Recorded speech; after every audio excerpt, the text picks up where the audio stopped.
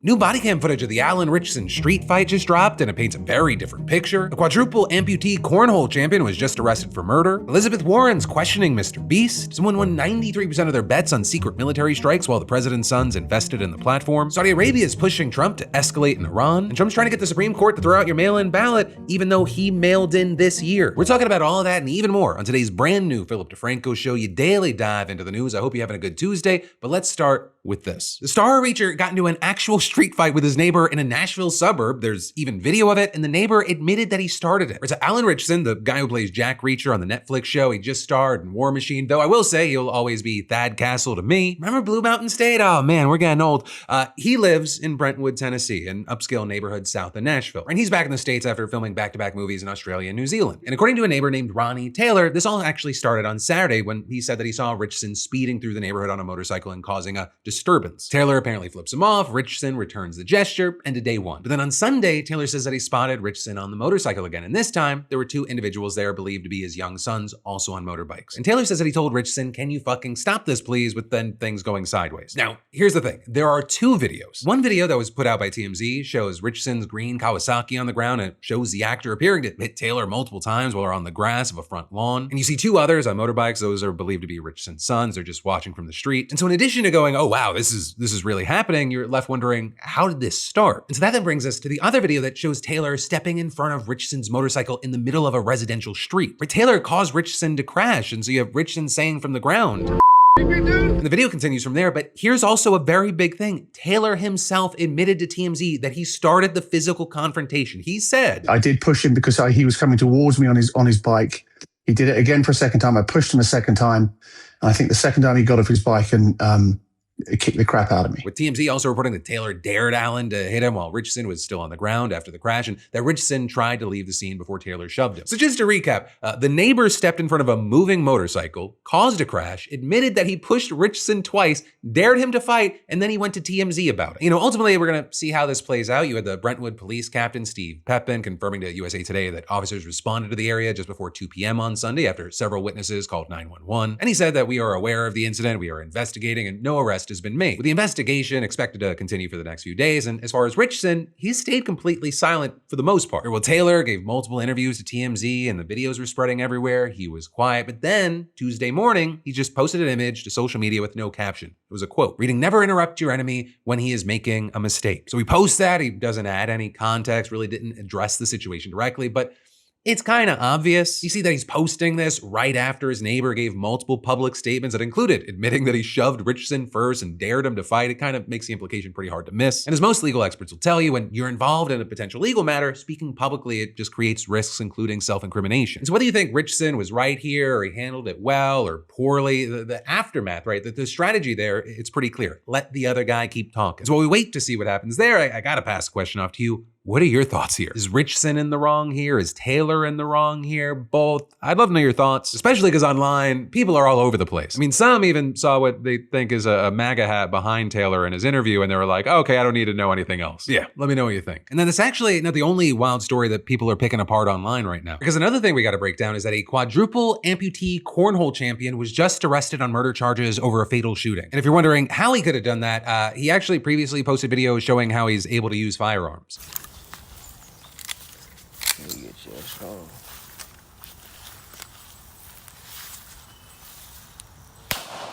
So the man in question here is Dayton Weber, and when Dayton was only 10 months old, his arms and legs had to be amputated to treat a serious bacterial infection that he contracted. So he's been a quadruple amputee ever since, teaching himself to write, drive, and play cornhole, which he's currently a pro at. He was even previously named the best cornhole player in the state of Maryland, and now he's in the American Cornhole League, which is apparently a thing I didn't know about until today, and he's also the first quadruple amputee to compete in it. So he's been featured on ESPN, written blogs for the Today Show, and become a very prominent player. Today he's in the news because police officers in La Plata, Maryland, arrested him for shooting a passenger in his car. But according to a release on their website, officers were flagged down by two witnesses who said that they were in the back seat of a car when the driver, Dayton, shot and killed a front seat passenger during an argument. Dayton allegedly pulled over and asked the witnesses to help pull the victim out of the car, but they refused and fled the scene, and Dayton apparently fled as well with the victim still in the car. And then, fast forward 2 hours later when a person called 911 to report a body found in a yard around 15 miles away from where the incident allegedly took place. When the police got there and they found the victim, Bradrick Michael Wells, he was pronounced dead, with him then arresting Dayton, who was at a hospital in Virginia seeking treatment for an unspecified medical issue, and he's now awaiting extradition back to Maryland, where he'll be charged with first-degree murder, second-degree murder, and other related offenses. And understandably, this story has really blown up because, well, as this local news anchor put it, the big question is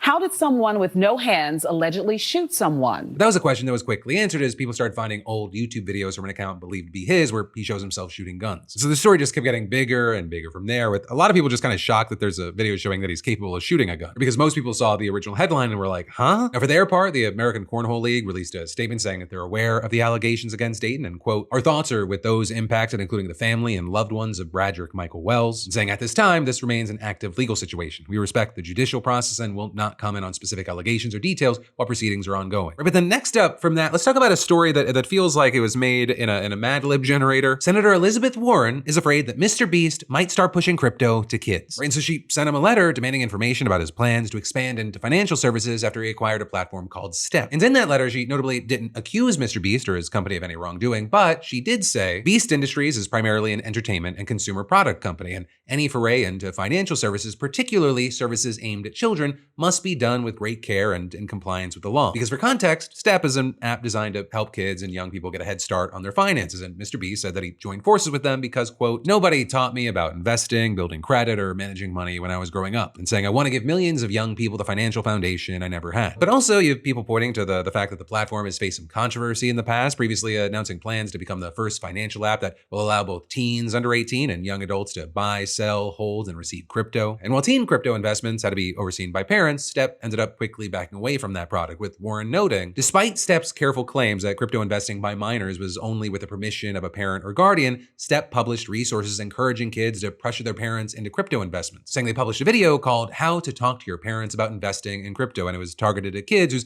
parents want nothing to do with crypto. And that video apparently, quote, coaches children on how to convince their parents to let them make investments their parents may not want and includes specific scripts. And then Warren also noting that Step previously targeted tons of social media videos to teens by discussing teen side hustles and summer jobs, and would then also push posts encouraging crypto investments. And so now with that company in MrBeast's hands, you have Warren seeming a little skeptical. Reportedly, around 40% of his viewers are between 13 and 17, and the vast majority are younger than 25. And you had Warren also arguing that the company has no reported experience in financial services and banking products, and adding, Beast Industries' corporate history raises concerns about its ability to manage a financial technology company, particularly one targeting children and teens. With her pointing to the fact that its current CEO was brought in 2024 to professionalize the company because prior to that, there was no chief human resources officer or general counsel. And then you had Warren also noting that MrBeast had faced backlash in 2024 when a report accused him of insider trading and misleading investors over crypto, something that she found especially troubling considering this is not the only crypto and fintech partnership that he sought out lately. Earlier this year, Beast Industries got a $200 million investment from Bitmine Immersion Technologies, the leading Ethereum treasury company in the world. And that as he also filed a trademark application for MrBeast Financial, which could offer loan products like credit cards, but it also mentioned crypto. So you had Warren closing a letter by saying, given Step's history of highlighting volatile investments to teenagers,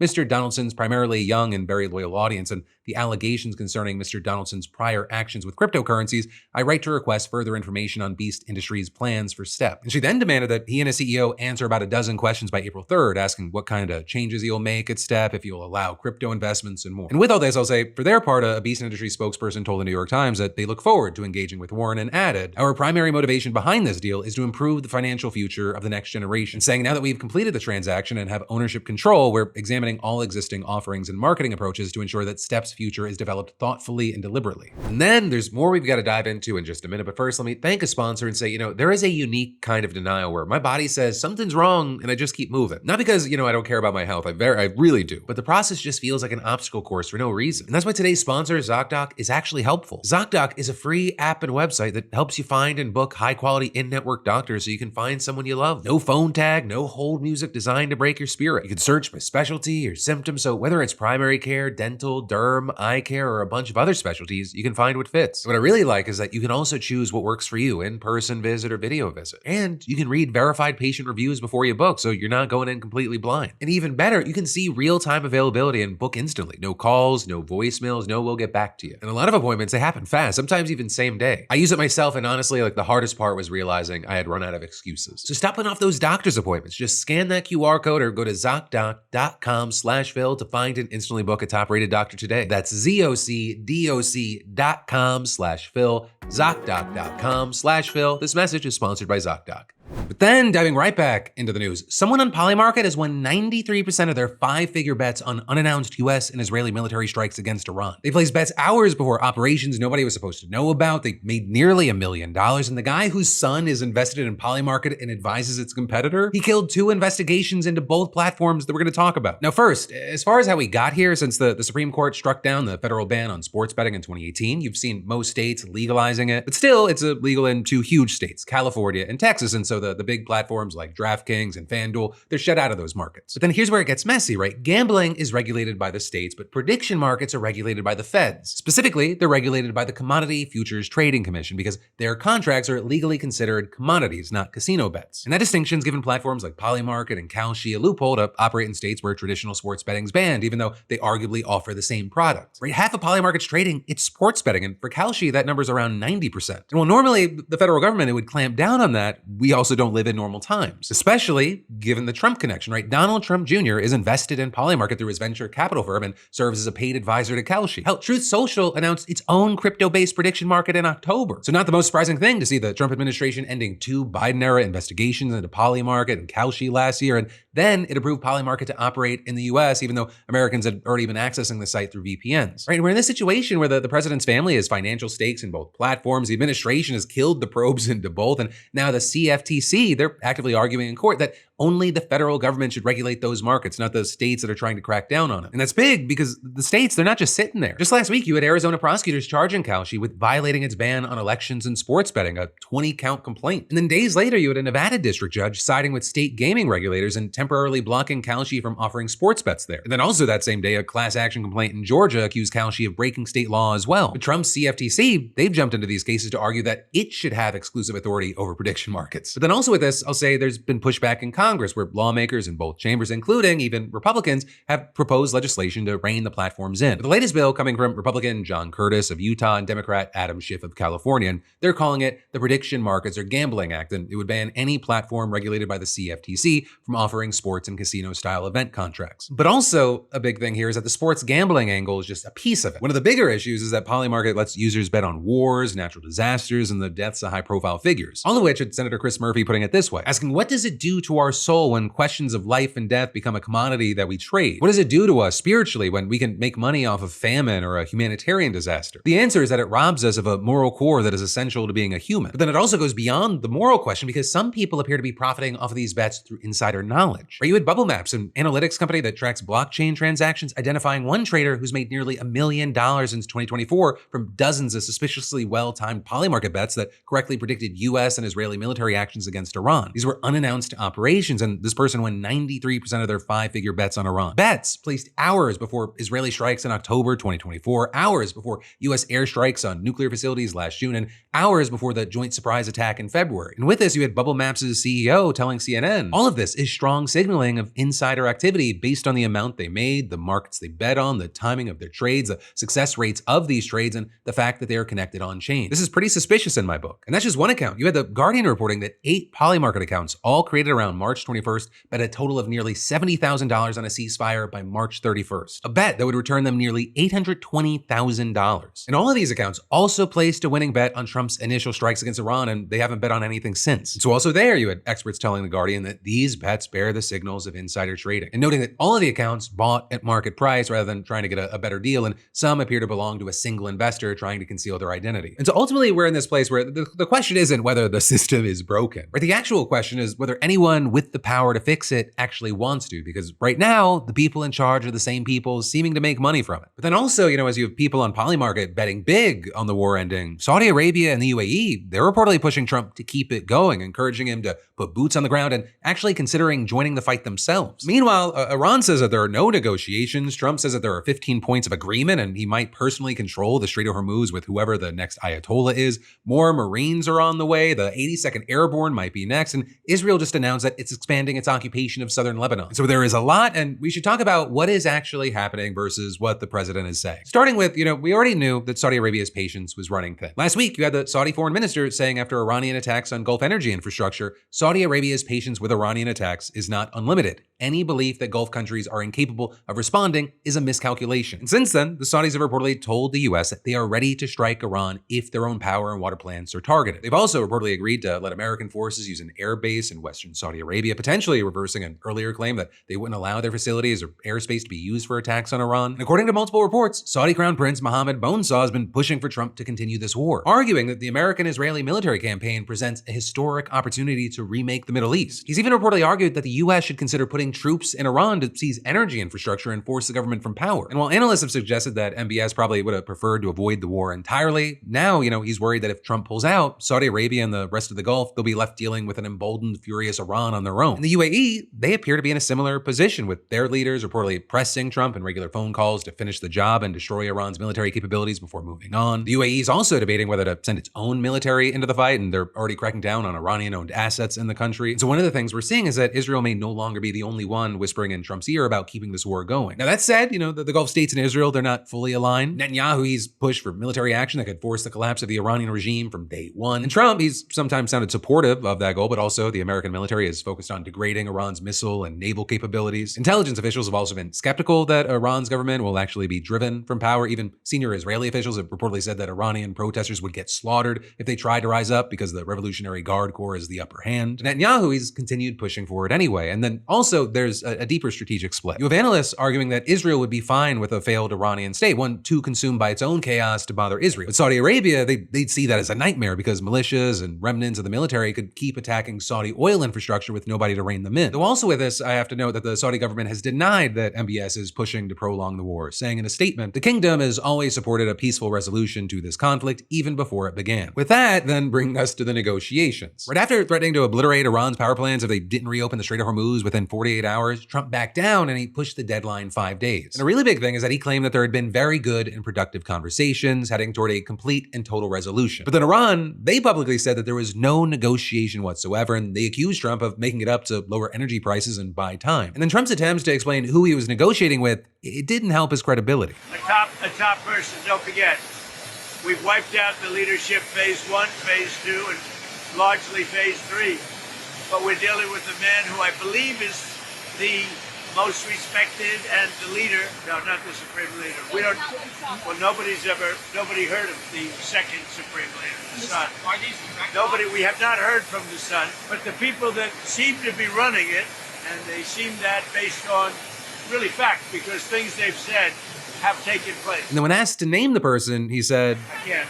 Mr. President, I don't want him to be killed. Which, raises obvious questions given that Israel, the ally that Trump started this war with, has been the one killing Iran's leaders. But then with this, as far as what is actually happening, there does appear to be a small grain of truth buried under Trump's nonsense. Talks are reportedly happening, but they're indirect. Egypt, Pakistan, and Turkey are acting as intermediaries between Trump envoy Steve Witkoff and Iran's foreign minister. Iran initially denied any contact and then admitted that the US had sent messages through some friendly countries and that points from the US were being reviewed. But the talks haven't exactly been very good and productive. Right, Iran's demands reportedly include a new system for the Strait of Hormuz where Iran could charge ships passing through, similar to how Egypt charges for the Suez Canal. They also want guarantees that the war won't restart, an end to Israel's attacks on Hezbollah, the closure of American military bases in the Gulf, and compensation for war damage, which is something that's interesting to see when you also have Trump telling reporters, we have major points of agreement. I would say almost all points of agreement. Many, like 15 points. 15 points. Well, they're not going to have a nuclear weapon. That's number one.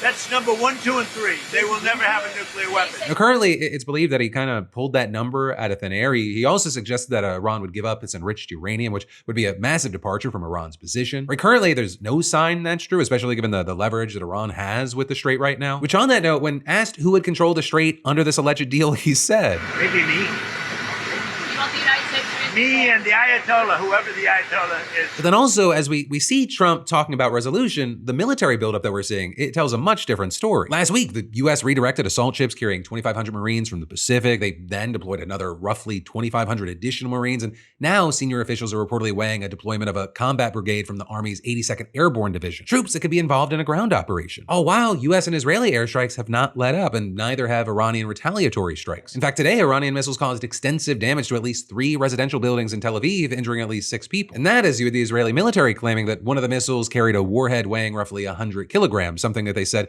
we have not yet encountered in the war. Which, if true, it's another sign that Iran can still inflict serious damage across the region. So then with all this, you have Aaron David Miller, a former State Department Mideast negotiator, now at Carnegie Endowment for International Peace, writing on X, Trump's war choice has not accomplished his military goals. Iran can still attack the Gulf and manipulate the Straits. No nukes, no enrichment, good luck with that. A singularly incompetent use of America's power. And then, connected to all of this is Israel's ongoing invasion of Lebanon. Right, today, you had Israel's defense minister announcing the military would expand its occupation of southern Lebanon, and another minister openly called for annexation. Oh wow, this offensive alone has killed over 1,000 people and displaced more than 1 million, according to the Lebanese government. Right, and the IDF chief of staff said that the campaign has only just begun. But for now, that is where we are. We'll see how this continues, and there just continue to be so many angles to look at this kind of broader conflict from. And then there's more we've got to dive into in just a minute, but first let me thank a sponsor and say, you ever get one of those spam calls that somehow knows your name and address and it makes you wonder if your toaster sold you out? At this point, it feels like your personal information is just floating around the internet like party favors for creeps and scammers. But then you have today's sponsor that's actually useful in this mess, Incogni. Incogni goes after data brokers for you and tells them to remove your personal data from the market. It makes it harder for scammers, stalkers, and identity thieves to get their grubby little hands on it. It just takes one breach or one leaked database and suddenly some stranger has all your information and an alarming amount of audacity. But with Incogni, you can track your removal requests in their dashboard, which I appreciate because, the just trust us thing, it's not a privacy strategy. Also, Incogni's unlimited and family unlimited plans now include custom removals, which is a big deal. Say if your information shows up on an extra sketchy corner of the internet, you can submit that specific link and one of their privacy agents handles it for you, which means you're not stuck manually chasing down websites one by one like it's your new full-time job. So hey, just scan that QR code or go to incogni.com/DeFranco and use code DeFranco for 60% off. Again, that's incogni.com/DeFranco, code DeFranco.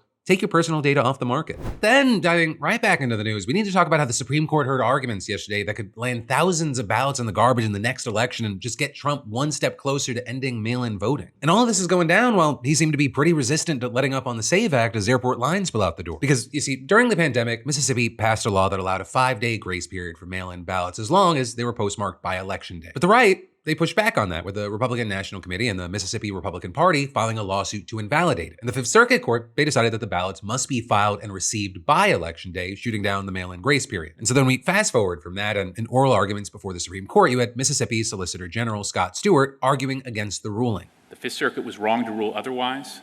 This court should reverse. Left-leaning justices like Ketanji Brown Jackson seem to argue in support of keeping the grace period as well. The day fixed for the election of the president, in quote, that's the day on which the electors will vote and transmit their votes, and that the president of the Senate would receive their votes at a later date. So this concept of casting one's vote versus the receipt of the vote was very early on distinguished. And this demonstrates that whether you call it 2 elections or not, the casting of the votes can happen temporally, separately from the receiving of the votes. Then you had the justices on the right seeming poised to uphold the lower court's decision, calling out what they saw as contradictions in Stewart's arguments and questioning how the grace period could undermine confidence in election integrity. But then also you had people like Paul Clement who argued in favor of cutting the grace period, facing questions around states' rights in voting. Liberal Justice Kagan saying that ballot receipt deadlines were something that was a state function, saying that Congress wrote the statutes this way where, with respect to all elections,